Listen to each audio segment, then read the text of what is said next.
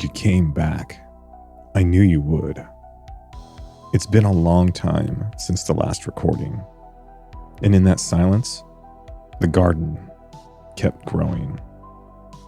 Now, the third season begins, and what I've uncovered, it's bigger, older, and far more dangerous than the legends we thought we understood. These aren't just myths anymore. They're the truth. Hidden records from a government division that officially does not exist.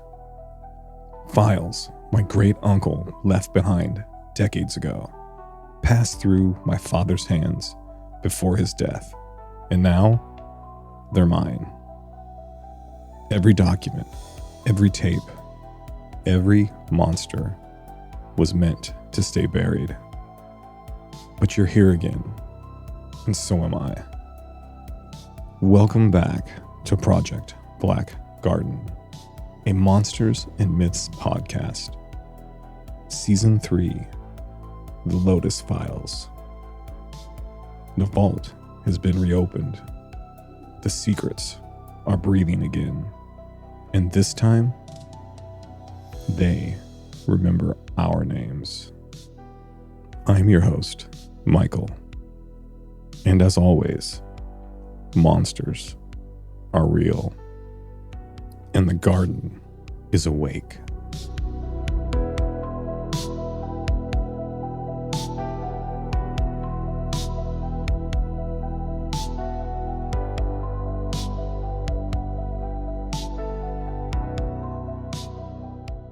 In the cold, deep waters of a Scottish loch lies a legend that refuses to die.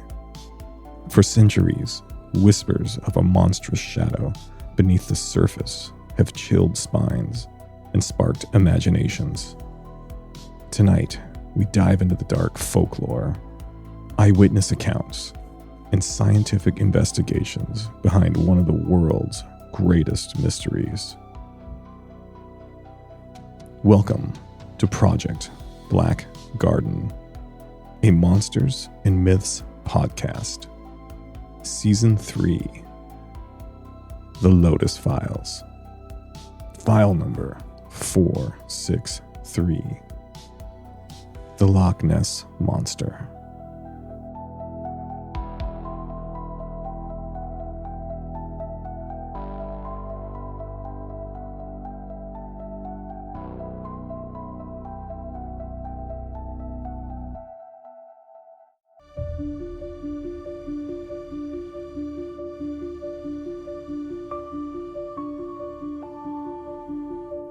Some legends never surface. Until now.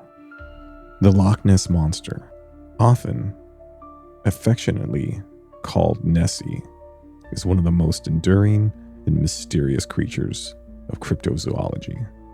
Rooted in ancient lore and modern fascination, Nessie's legend has captivated imaginations for centuries.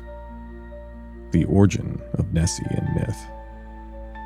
Tales of a creature in Scotland's Loch Ness date back nearly 1,500 years. The earliest recorded sighting comes from St. Columba in 565 AD, when he allegedly encountered a water beast in the River Ness. According to the life of St. Columba, the creature attacked a swimmer, and he commanded it to retreat, which it did. Even before Columba, stone carvings circa 500 AD depict mysterious aquatic beasts, possibly symbolizing earlier encounters or myths around the Loch Ness. Some scholars argue these may represent the earliest form of the Nessie legend. The modern legend and sightings continued. The 1933 explosion. The legend truly exploded in modern consciousness in 1933 when a couple claimed to see an enormous animal rolling and plunging on the surface of Loch Ness. Newspapers ran wild with the story, sparking a media frenzy in the beginning of Nessie's fame. Then there was the surgeon's photograph in 1934. This famous black and white image showing a serpent-like neck protruding from the loch became the most iconic representation of Nessie. Decades later, in the 1990s, it was revealed to be a hoax involving a toy submarine. Or was it? Multiple eyewitness reports. Over the years, hundreds of people have reported seeing something unusual in the loch. Descriptions range from a long neck and a humped back to massive dark shapes gliding under the surface. Many claim sightings involve sonar readings, strange ripples, or sudden disturbances in the dark water. Now, Nessie has been debunked. Natural explanations for the possible monster Nessie. Seals, sturgeon, or giant eels may be mistaken for the creature. Wave patterns, underwater logs, or floating debris can also fool the eye. Sonar blips and optical illusions in the deep, murky water have contributed to misinterpretations. The plesiosaur theory. Some enthusiasts believe Nessie could be a surviving plesiosaur, a long-extinct marine reptile. However, scientists argue this is biologically implausible due to temperature, food supply, and evolutionary gaps. In 2018 to 2019, a DNA survey was accomplished. Researchers conducted environmental DNA sampling in Loch Ness. They found no evidence of plesiosaurs or large unknown creatures, but did detect a high amount of eel DNA, fueling the giant eel theory. According to my great-uncle's files, Nessie and the Loch Ness Monster is much crazier than anyone could ever believe.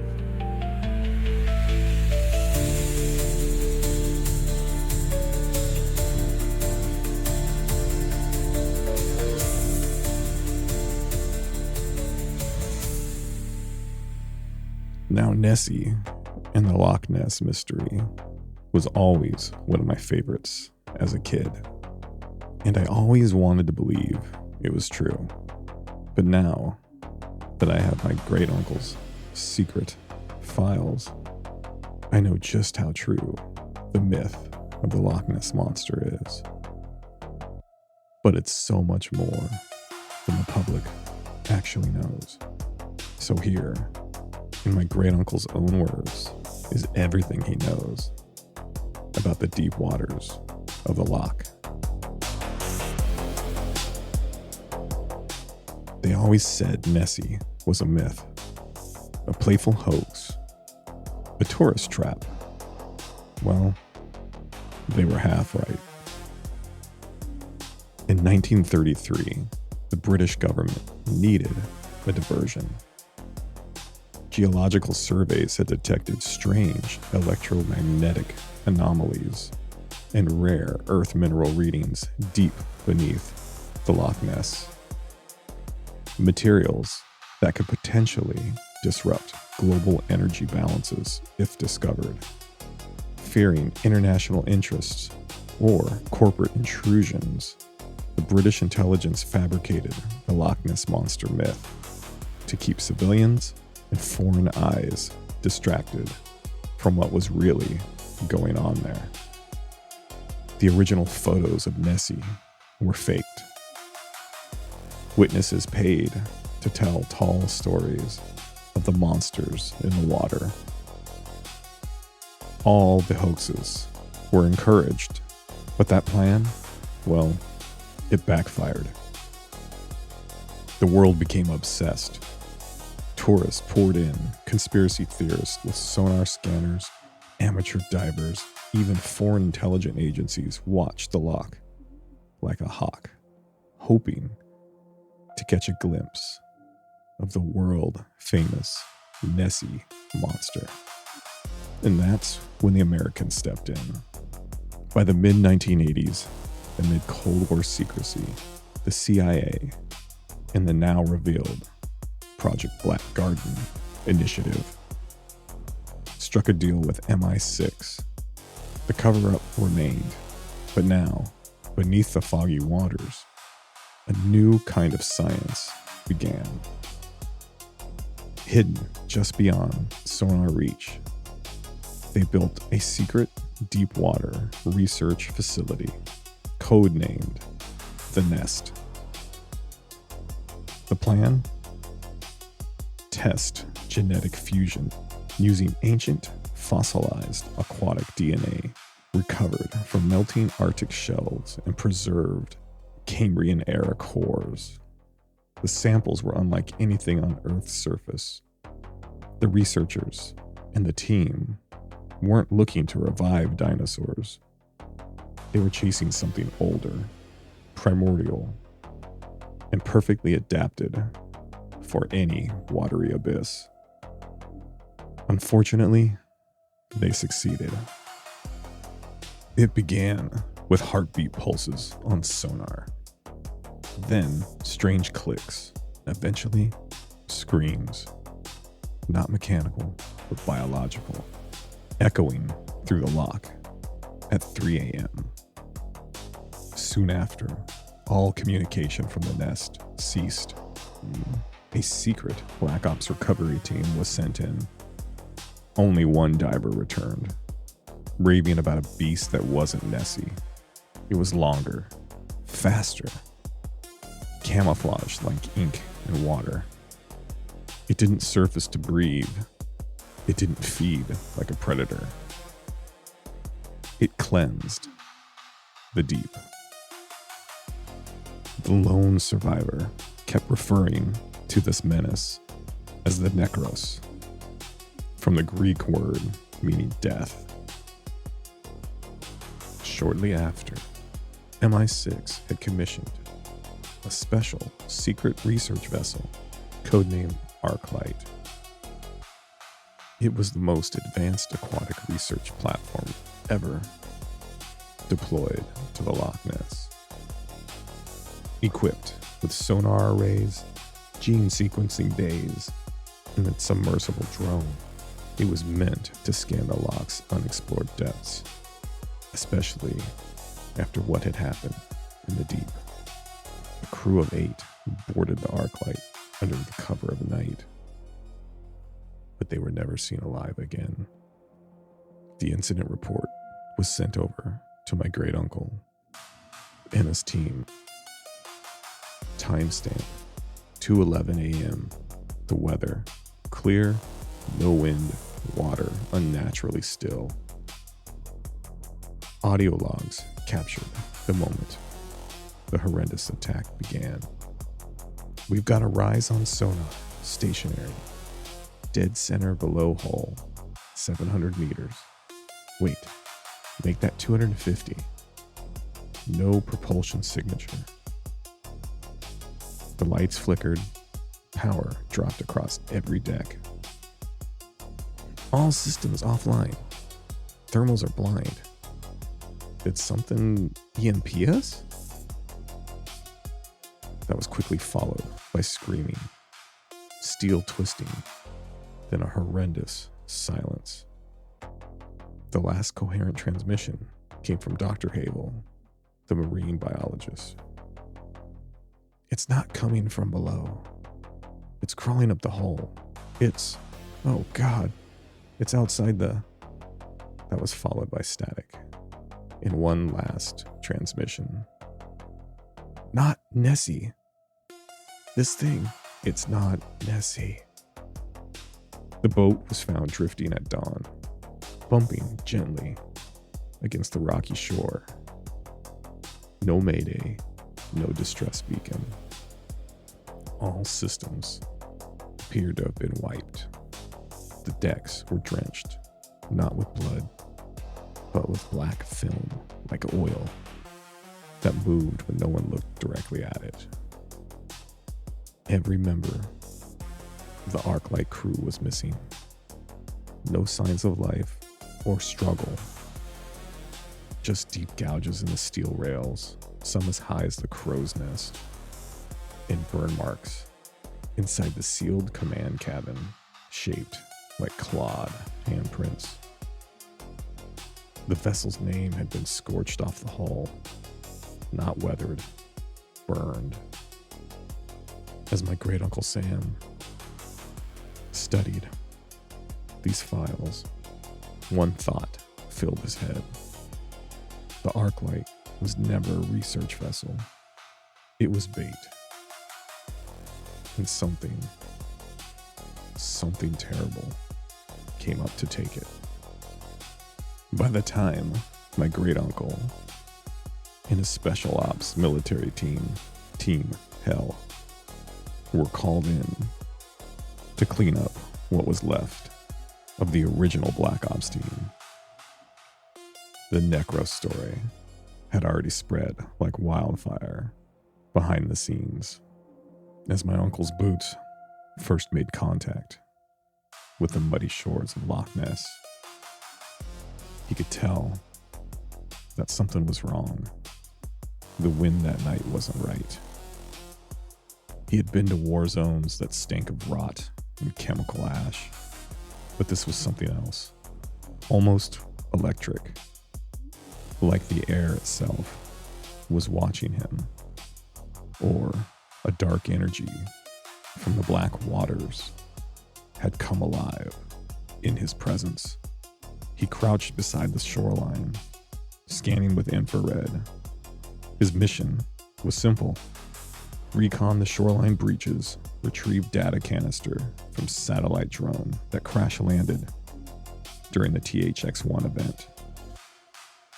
Whatever you do, do not engage. And at that moment, the water was calm. Too calm. Fog coiled like snakes across the black surface. Then he saw it. Not movement, but displacement. Something vast, moving without wake. Quickly, he found the drone half buried in gravel, its casing warped. Inside, charred video data, fragmented bio readings, and one surviving log marked cognitive bleed. Before he could transmit it, the forest behind him died. Not burned, not cut, just silenced. No birds, no insects. Not even the sound of the water touching the rocks. My great uncle Sam stood up slowly, not realizing his training was failing him, because whatever approached, it didn't walk. It overwhelmed the light. At the edge of the water, something breached. It wasn't a splash. It was like the loch exhaled. From the reeds rose a black form, slick with brine and bone, taller than any creature should be on land, but it held itself upright, its arms long and slick like oars, its head a mass of bone ridges and eyes like submerged lanterns. It didn't charge. It didn't roar. It watched. My great uncle Sam raised his weapon. But even before his finger found the trigger, the immense creature slithered forward, ominous and dark. It leaned down, its eyes locked on his. And in that moment, time stopped. The loch was silent. And all my uncle could hear was his own heartbeat. What felt like an eternity, which was only a matter of seconds. The creature's eyes closed, and it turned back towards the loch and slid beneath the waters without any ripple, disappearing like it had never been there in the first place. My great uncle decided not to report it. He quickly erased the drone's contents, buried the canister, and walked 5 miles to the extraction point in silence. In the report, he never explained why, but he details that at least a half dozen times he returned to the loch at night, boots planted in the mud, whispering not to the water, but to what he knows waits below it. Certain death. Now, tourists still come. Children still wave at the water.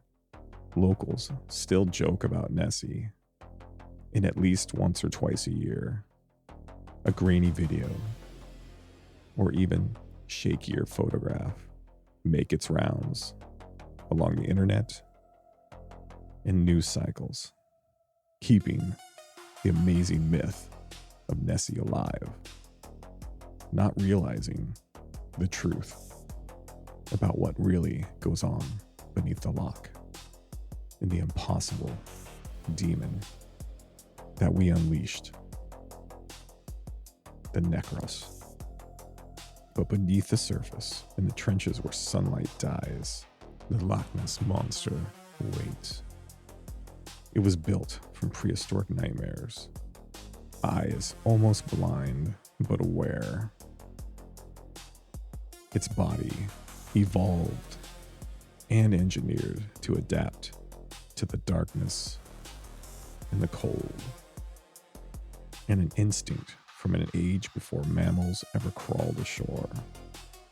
The governments don't deny Nessie anymore because a silly hoax is safer than the truth, safer than explaining what still swims in the darkness.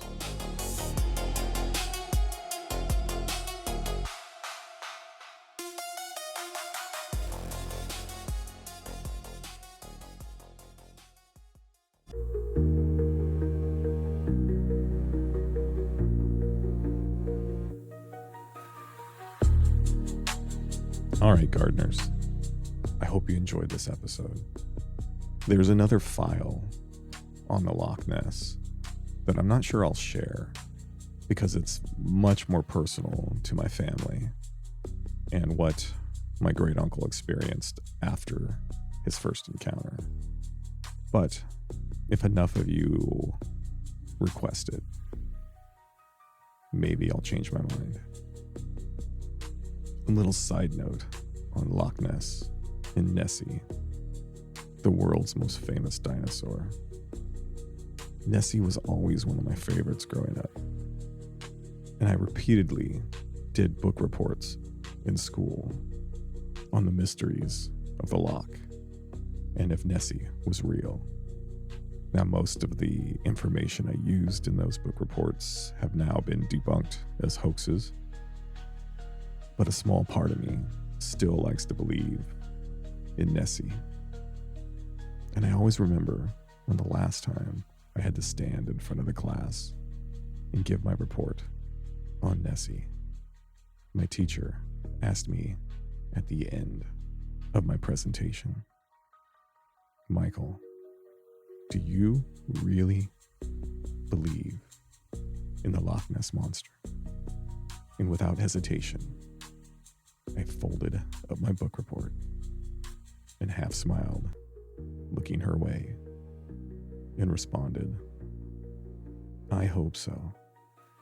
I want to believe." Anyways, I hope you're enjoying season 3. There's much more to come. So be here next time when we tackle one of the crazier myths and monsters, from religion to your nightmares to your wildest dreams, comes the Jinn. As always, I'm Michael, and I'd love to hear from you. Please reach out on any of my socials. Message me, DM me on TikTok, Instagram, or wherever you stream or listen to this podcast. Please share with your friends. Get the word out. The only way for the truth to be heard is for you to share it. And as always, feel free to share your truths with me. I can be reached by email at pbgharvest@gmail.com. Now, the first 2 seasons, I feel like I've made a few friends who have shared their encounters with some of the monsters I've brought up on this podcast, and a few that are coming up in future episodes. And I hope to hear more, because your truth is my truth. And on that note, season 3 is just the beginning. You've been listening to Project Black Garden, a Monsters and Myths podcast, season 3, The Lotus Files. Remember, dear listeners, monsters are real. And the deeper the water, the darker the secret.